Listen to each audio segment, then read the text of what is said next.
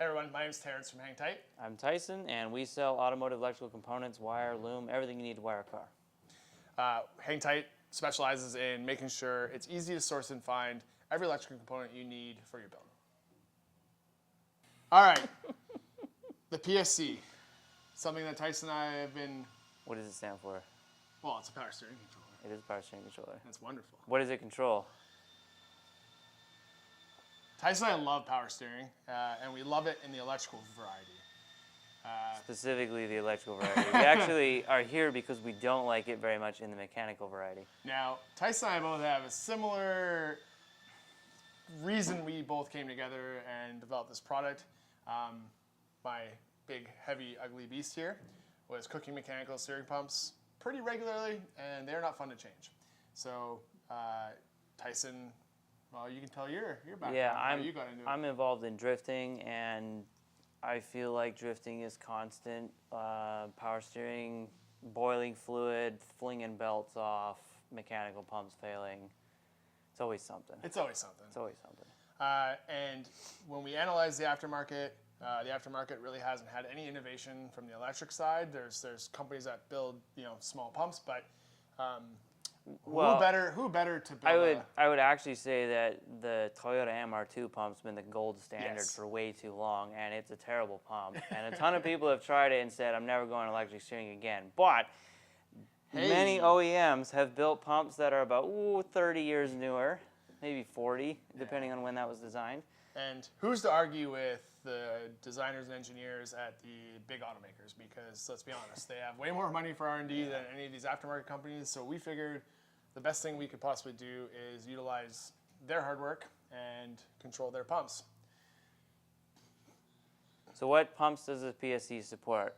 We have Mazda, which is Mazda 3 and Mazda 5 of certain years. All this information is available on our website as well as buyer's guides. Dodge, which is the best one, and we'll cover that in more detail when we get to Terrence's car's install.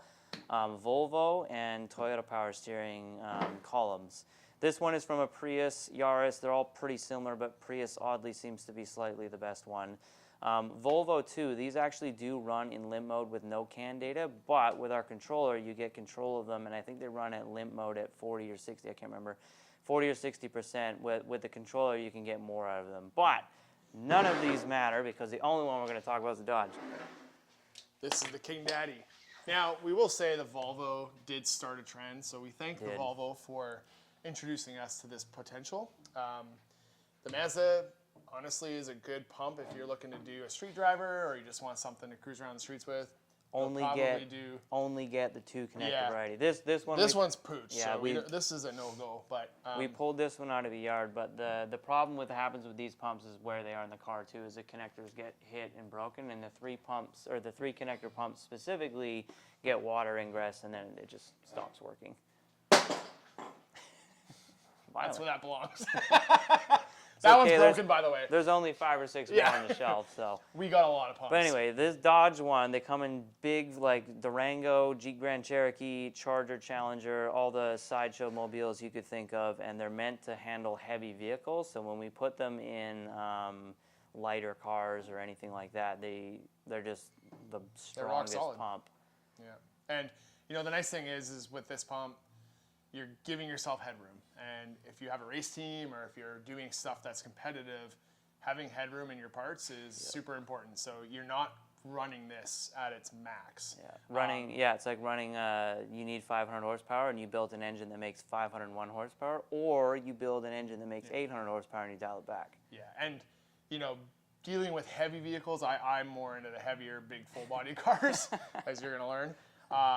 That was a huge problem, especially going aftermarket wheels, because I gained 3 inches of tire wheel height, and it put a lot of stress on that. It's like, what, a 265, and the factory is probably a 185?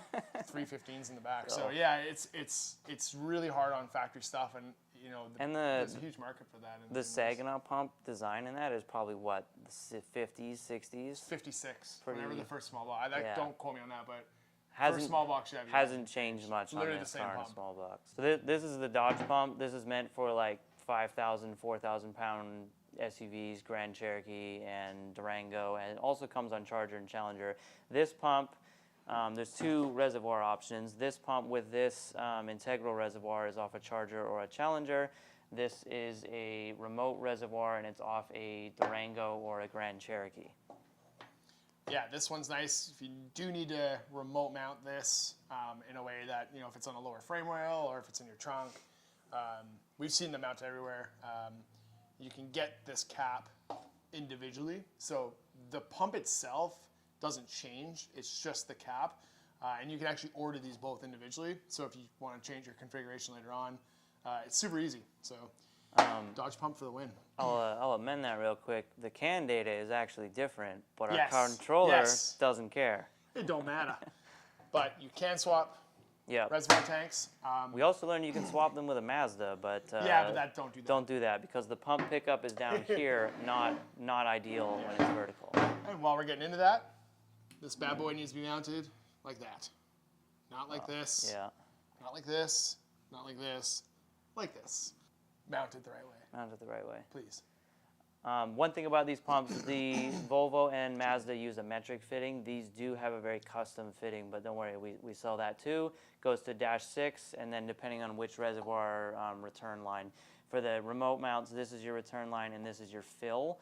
You can cap this and put a remote reservoir in line as well. That works just fine. All right, the Hang Tight PSC. We designed this to be extremely easy to install and get set up. We have every product you need basically to get it put into a majority of your applications. We've seen these things in ATVs, we've seen them in drift cars, we've seen them in big boats like this. Lincolns. That'd be a good application. So we're gonna go through, show you what comes with the kit, what's optional, and all the different ways you can configure this thing. All right, so the kit includes everything you need to install the PSC. There's a few different options. We'll start with the CAN bus cable that goes from the pump to the controller. It's pretty simple. It's a 6-foot lead. Allows you to mount it kind of wherever you want. You can get anything here in a flying lead option, or you can get just the connectors. One caveat, if you're not comfortable crimping, some of these terminals can be quite difficult to crimp, so definitely suggest a flying lead if that's not something you're down to do. All right, so if you opt for the flying lead option, you get a 6-foot, depending on which pump you've chosen. We have a Dodge one in front of us. 6-foot flying lead for a Dodge pump or a Mazda or a Volvo. This is our 6-pin connector flying lead. So the power and ground are 6 feet long, and the potentiometer lead is also 6 feet long. You do need to fuse this and ground this in the car. The potentiometer would plug right in if that's what you've optioned for, or there's still the remaining pin for a PWM input from an ECU if that's how you're choosing to control it. The power lead is 8-gauge wire. It is 6 feet long as well. The shorter this run is from a battery or a junction point, the better. These terminals are not easy to crimp, and we spent the money on a very expensive crimper to do them. So if you don't have the same crimper but you want the same quality, this flying lead is choice for making sure that those crimps stay intact. The other thing that you can option as well is you can buy a motorsport grade potentiometer from us. This is waterproof, it's sealed, comes with a very nice knurled knob. It's easy to mount, and it is already wired to work with our controller. And last but not least, we did mention it, the 90-degree hydraulic adapter. Specifically for the Dodge Specifically pumps. for the Dodge pumps. We do not recommend trying to drill and tap your pump to make it fit your setting, because these pumps are extremely sensitive to material. They're a very precisely machined unit, so do not do that, but definitely suggest picking up that as well. Drilling too far is not hard. Ask us how we know. Yeah. That's it. That's what comes with the PSC. Everything you need. It's simple. Now let's throw it in Terrence's turd. Hey, Tell me about this car.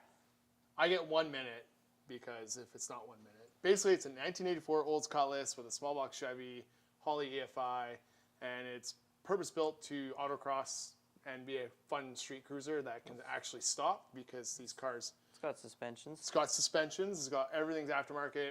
T56 6-speed. It was my dream to build a 6-speed G-body, and somehow figured out how to do it. And it has some pretty cool stuff. 19-inch 3-piece HREs. Which, Did you watch a YouTube video on how to do it? on what, the T56? No one's. There's like maybe 6 or 7 of them right now. There's one guy that makes a kit, and thank you. Cheers to you, Bernie. Yeah, it's Corvette C6 brakes all around, Corvette C6 master. It's basically all OEM parts. That's kind of how I wanted to do it. Just the best of the GM catalog. Best of the GM Frankenstein catalog, of a G-body. Frankenstein together.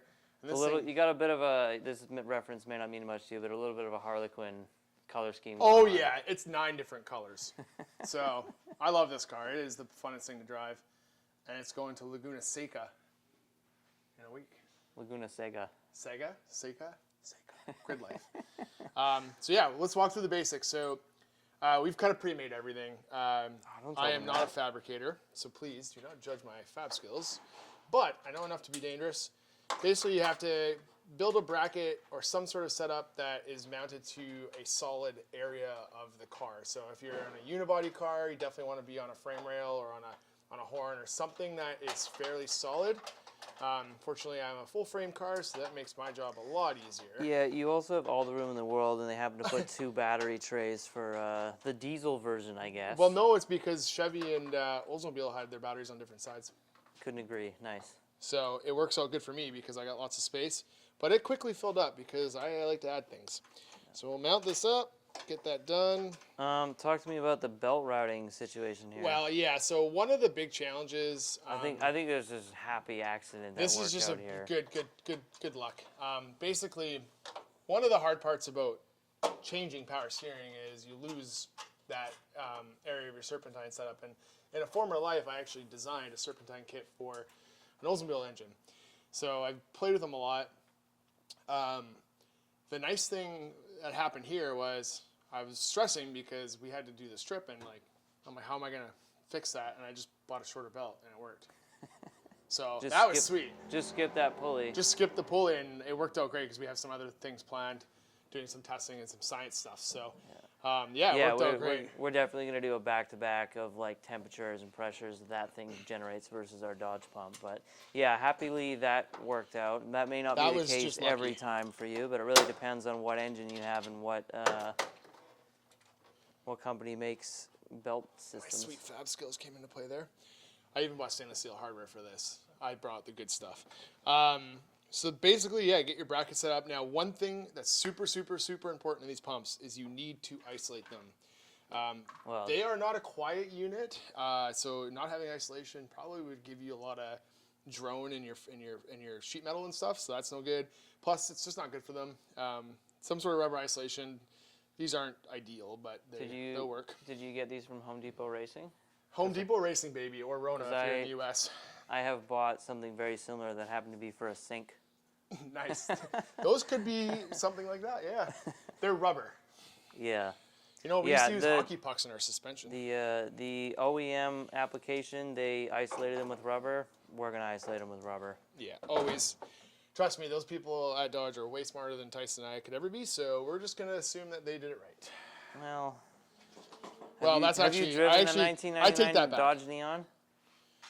Hey, those things run forever, dude. I think I could. Yeah, the Don't brakes. Trash Neons. I will trash Neons. The brakes squeal from factory. It's like when people trash LeBarons and K cars. Like, it's the most reliable car ever built. You've never owned one, have you? All right, pump is mounted. One thing to note: isolators, rubber isolators on each of the mounting points. That's how they came stock. So, definitely suggest keeping it that way. Now we're going to run the hydraulics. There's a lot of hydraulic lines in here because there's 2 power steering pumps currently for another little fun project that we got coming up. I do run a power steering cooler because I was having overheating issues. So there's a cooler in the front. Lines are going to come around, line to the box. This is an old car, an old American car with a steering box, not a steering rack.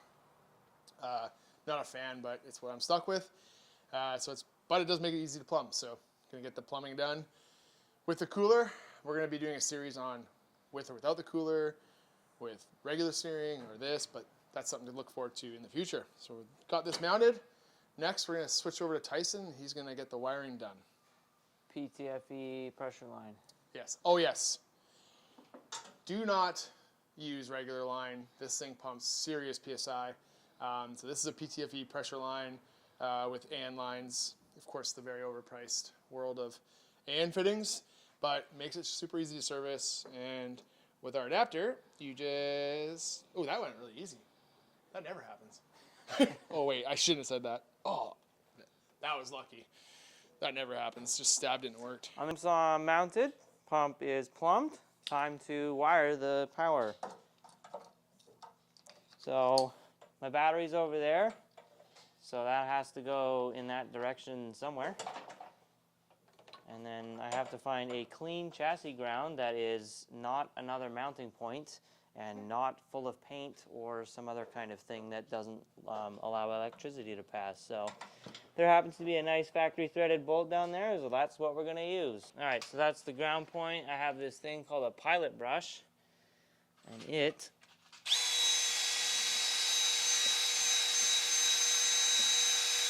makes a perfect little paint-free, because that's important, spot for the ground to go. And I left the bolt over there. We have our big fuse holder. We recommend for these Dodge pumps that you run an 80 amp fuse or a circuit breaker, because that also is a good way to do it. Pop that guy in there. Run that to a junction point. Turn says near the battery. The thing's grounded. It's plugged into the pump. Time to put the PSC in. Alrighty, so we got our potentiometer mounted on this neat little 3D printed tray that needs clips that are shipping tomorrow. Needs clips. I think you can, I don't know if you can see anything what I'm pointing at, can you? You know what? That's okay, because it's an 80s GM and it's not pretty down here, but basically what I did was I grounded it to something that isn't painted, and I tapped it to a fuse and put a fuse holder on it, which has a 5 amp fuse in it, because that's all you need to run the PSC. All right, so everything's ran, hydraulics are set up, power's good. Yep, we elected to put the red and the black wires in this loom and run it all together into the cabin. Yeah, it's a little different than it would have came. Mount it. You got your Allen key? Allen key. There's, Allen's keys. Well, Tyson decided to use metric hardware, which threw me for a loop. Actually, it'll fit quarter 20. I just Okay, provide metric hardware. But, You can use whatever you like, but yeah. I'm only going to give you metric. Yeah. Because Honda guy. metric is the way. Not a Honda guy. Mazda guy. Oh. Japanese cars. I think I'm going to shorten this because it's a little long, but all right. All right. The PSC is installed. Pump is installed. Fuse is in place. Ground is grounded. Potentiometer's run. Let's go. Okay. You ready for this? This is life-changing stuff. Oh. Don't mind my shifter plate. Good start. Yep. You just don't forget you're on the plate, the wheel things. Oh, yeah.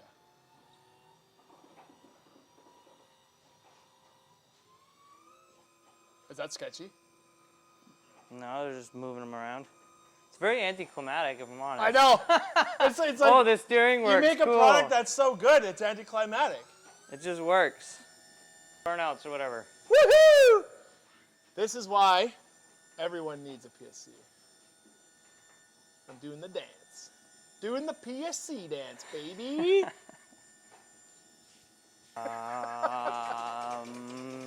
Yep, mostly.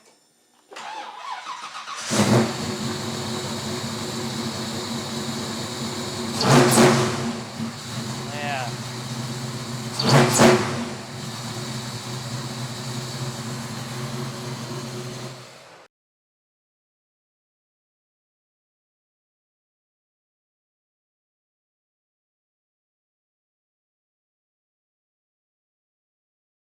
Okay, ready? You ready? Okay. Good hard day's work. Thanks, Blake, for helping us out. Hell yeah.